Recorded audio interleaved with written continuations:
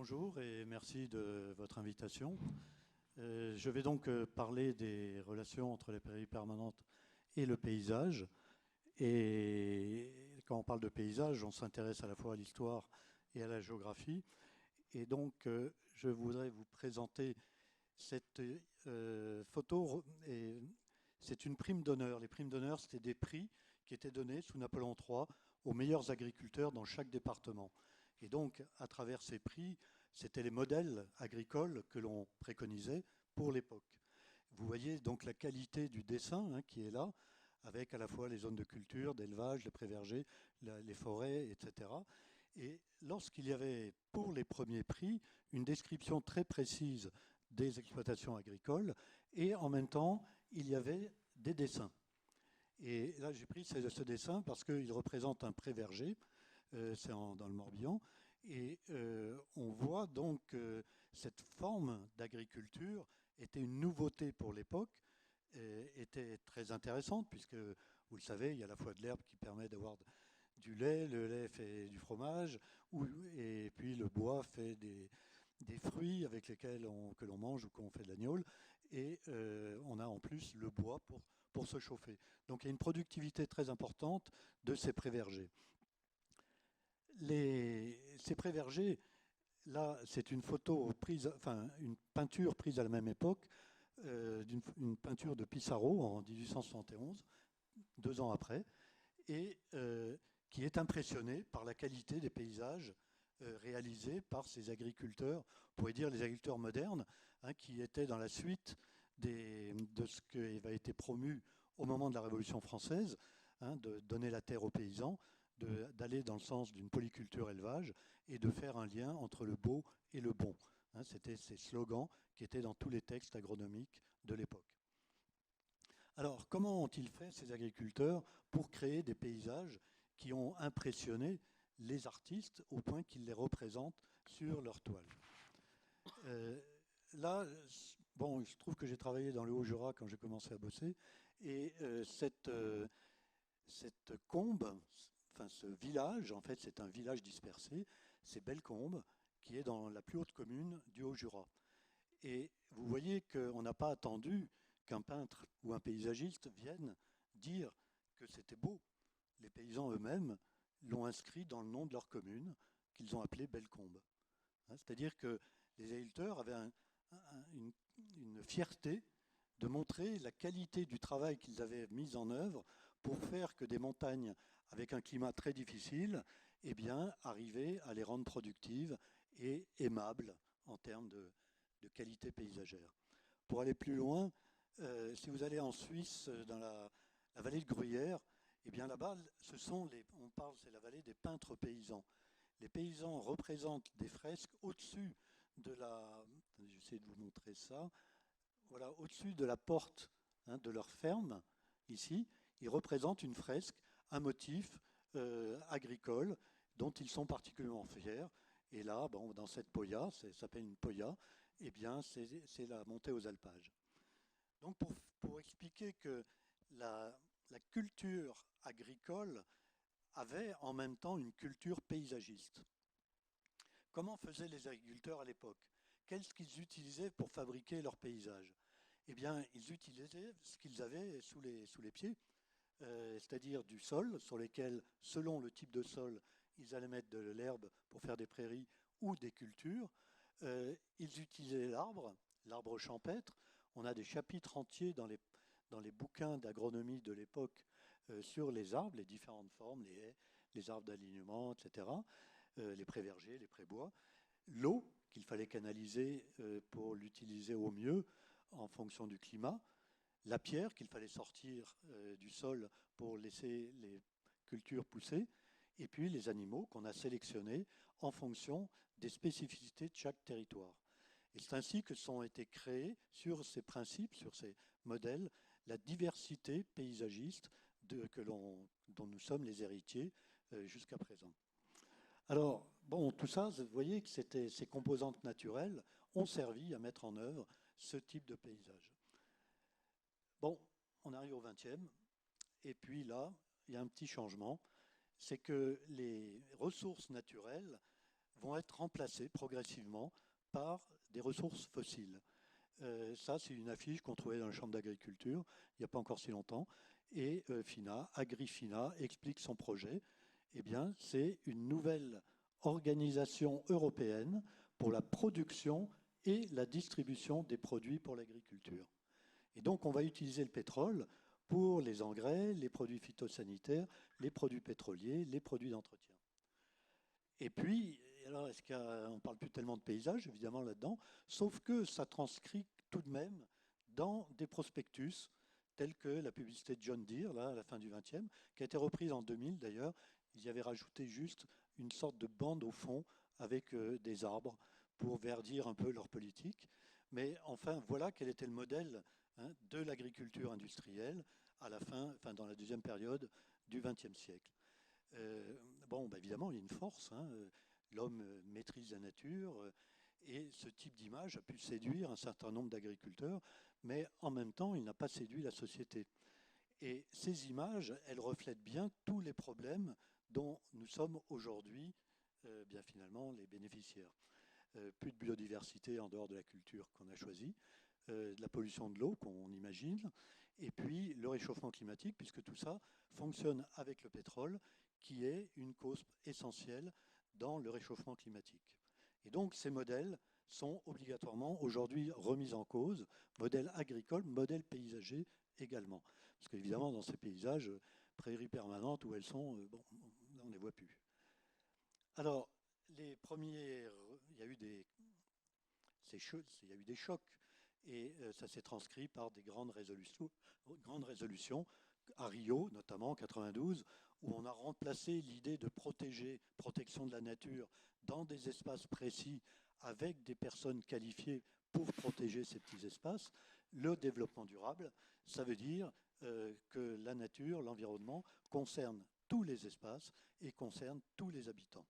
Ces principes ont été repris en 2000 lors de la Convention européenne du paysage, qui reprend en fait ces idées-là.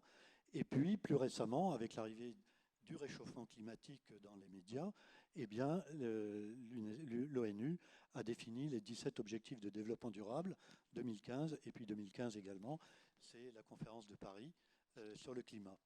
J'aurais pu rajouter 2020 et 2021, le Covid, qui font partie des grands chocs qui montrent qu'aujourd'hui, on est obligé de remettre en cause les principes et les modèles que l'on a eus jusqu'à présent. Alors, l'approche paysagère, elle peut aider.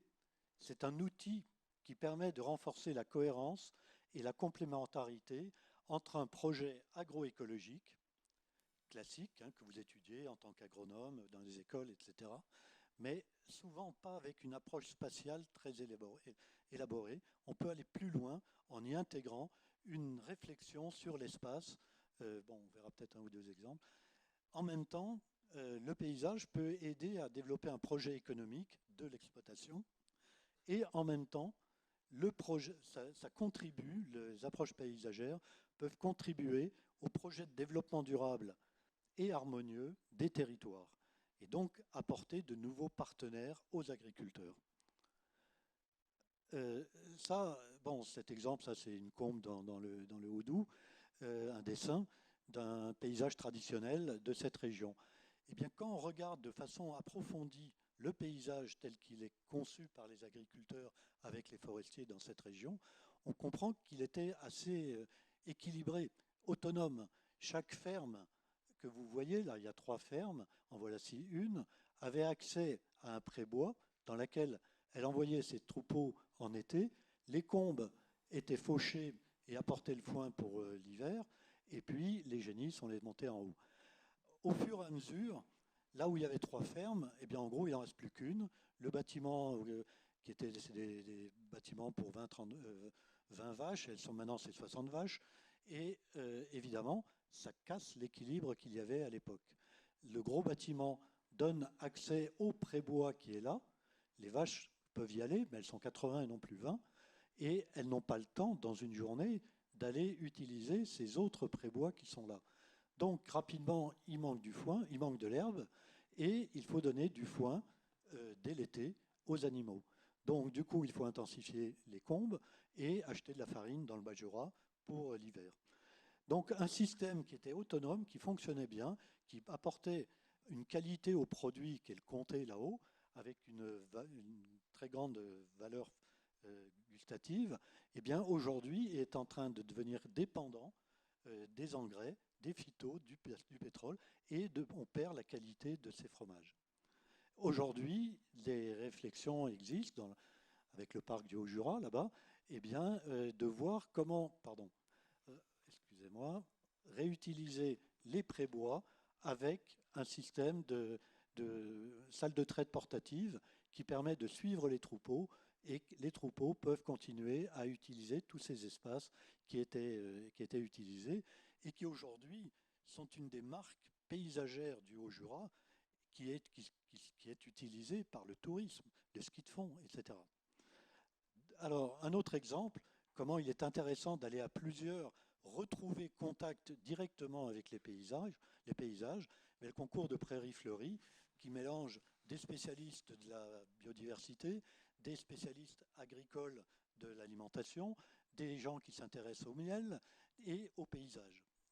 Voilà, avec ces regards croisés, eh bien, on peut mieux comprendre comment utiliser les ressources naturelles de ces territoires pour produire le mieux possible en étant autonome par rapport aux intrants chimiques. Un petit point quand même, on ne reviendra pas au passé. C'est clair que ces systèmes ont bien fonctionné, mais aujourd'hui, eh bien, les agriculteurs sont quand même plus grands qu'à l'époque, et en même temps, donc ils ont changé leur système. Dans des régions comme les Vosges, ils étaient double actifs avec les filatures. Bon, tout ça s'est cassé la figure dans les années 60. Et donc, il faut trouver d'autres moyens. Deuxième point, eh bien, le réchauffement climatique. Pour les agronomes, vous savez qu'il y a une sorte d'équilibre un peu générique, qui était climat, sol, plante, enfin, ce que j'ai appris, moi. Il fallait trouver un bon équilibre climat, sol, plante. Donc, on pourrait se dire, on va revenir à l'équilibre du 19e, climat, sol, plante, ce qu'ils avaient fait à l'époque.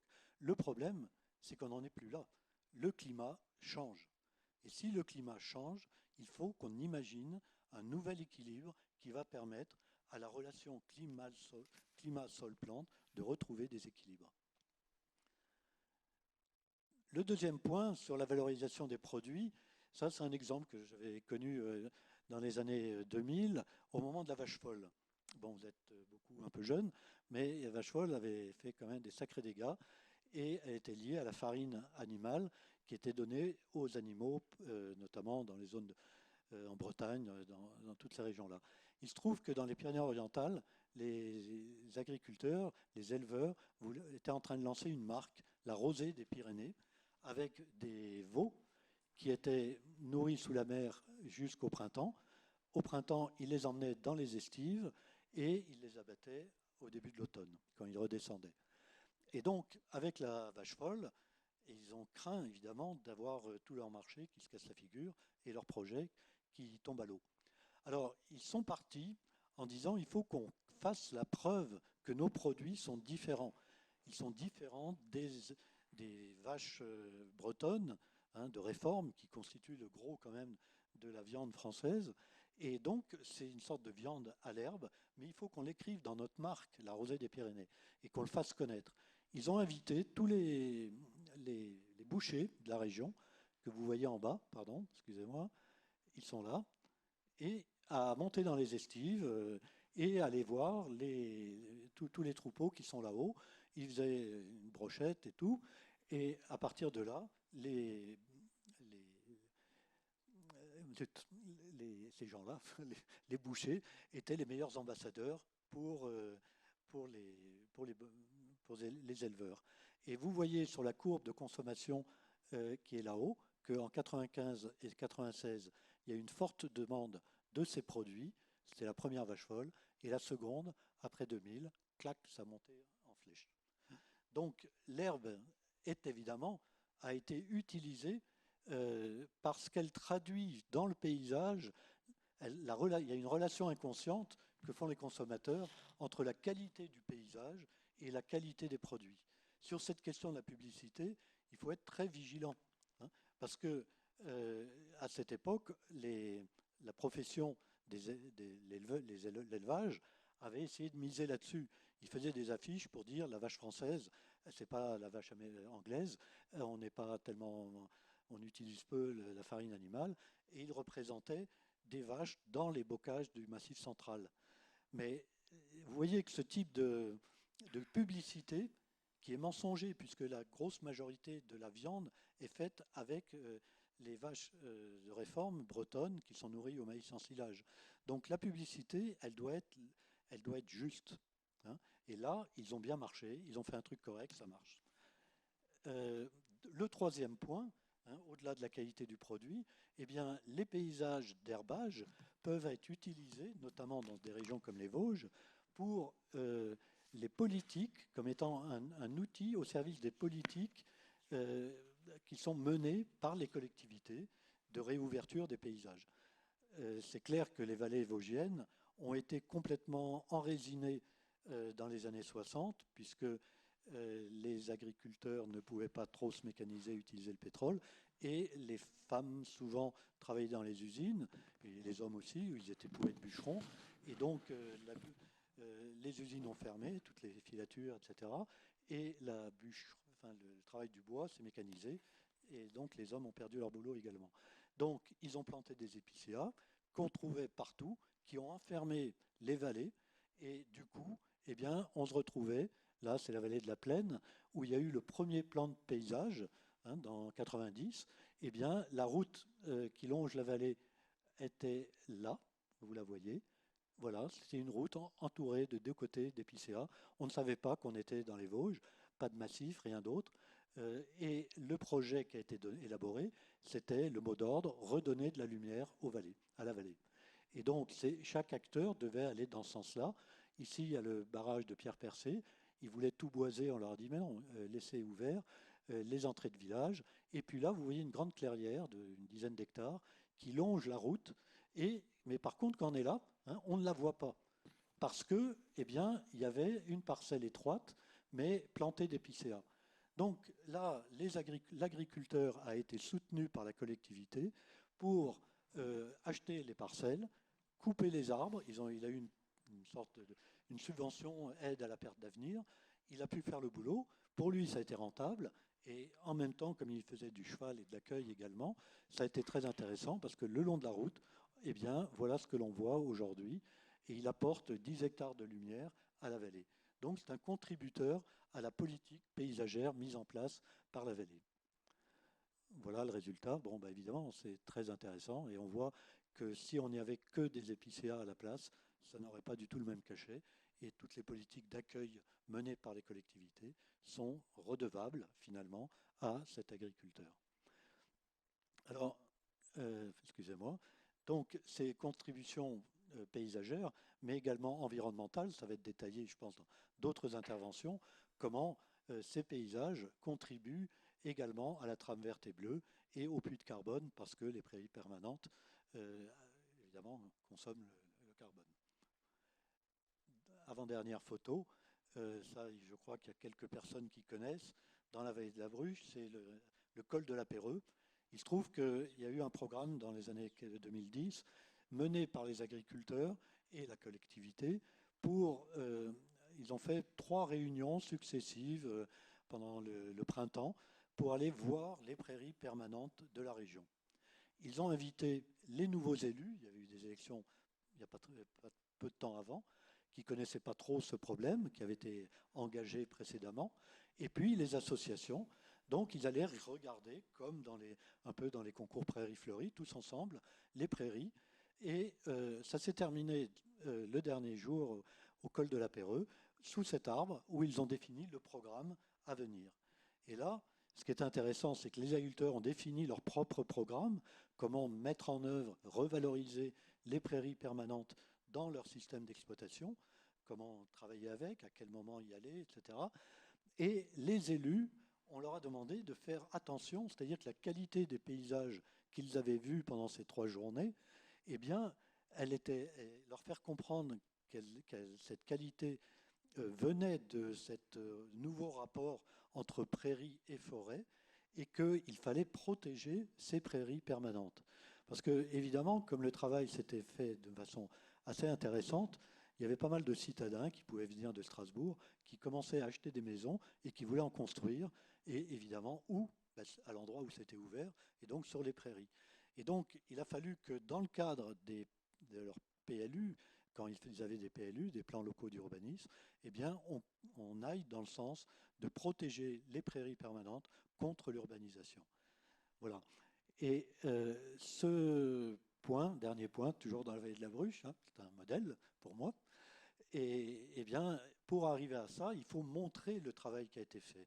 Les anciens belvédères qui a été faits par le club alpin dans les années 1900, bon, souvent vous allez en haut du Donon, ben, vous ne voyez plus rien parce qu'il y a trop de sapins. Et donc là, ils ont créé un belvédère moderne avec un concours d'architectes et qui permet de montrer comment a été recréé ce paysage qui est donné à voir à tout le monde avec un système enfin de réalité augmentée, enfin un truc moderne. Et vous allez là-bas, vous avez 4 ou 5 belvédères comme ça qui ont été réalisés. Enfin, on vous le présentera, je crois, tout à l'heure. Je vous remercie de votre attention.